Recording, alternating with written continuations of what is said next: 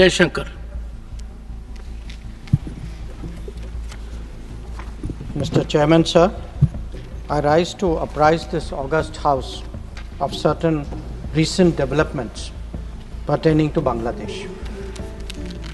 As honorable members are aware, India-Bangladesh relations have been exceptionally close for many decades over many governments. Concern about recent violence and instability there is shared across the political spectrum.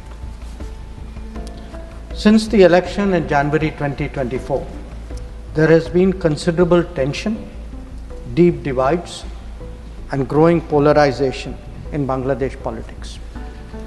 This underlying foundation aggravated a student agitation that started in June this year.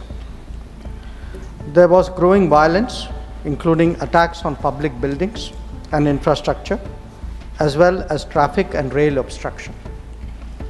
The violence continued through the month of July. Throughout this period, we repeatedly counseled restraint and urged that the situation be diffused through dialogue. Similar urgings were made to various political forces with whom we were in touch. So, despite a Supreme Court judgment on 21 July, there was no let-up in the public agitation. Various decisions and actions taken thereafter only exacerbated the situation. The agitation at this stage coalesced around a one-point agenda, that is that the Prime Minister, Sheikh Hasina, should step down. On 4th August, events took a very serious turn.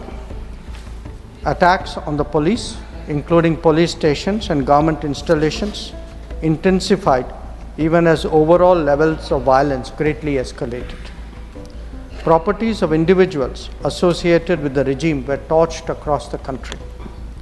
What was particularly worrying was that minorities, their businesses and temples also came under attack at multiple locations.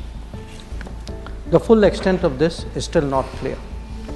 Sir, on 5th August, demonstrators converged in Dhaka despite the curfew.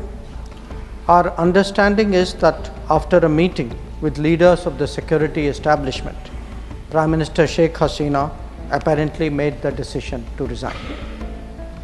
At very short notice, she requested approval to come for the moment to India.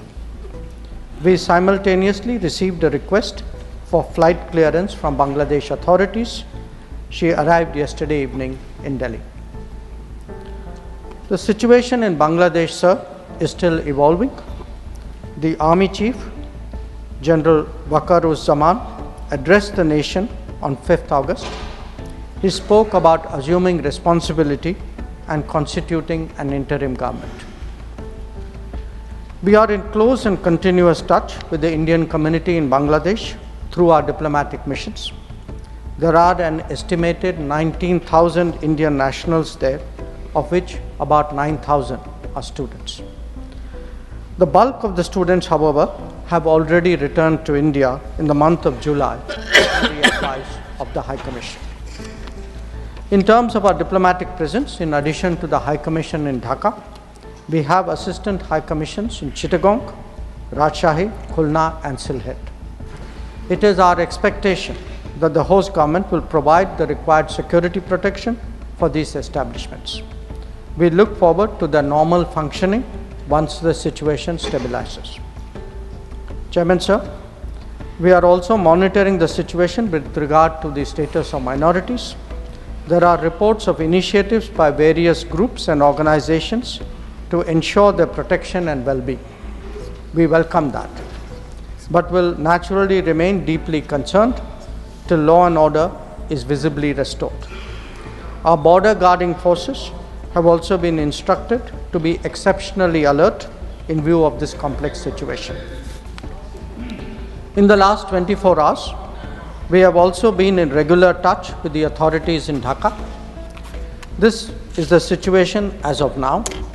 I seek the understanding and support of the House in regard to sensitive issues regarding an important neighbor on which there has always been strong national consensus. Thank you.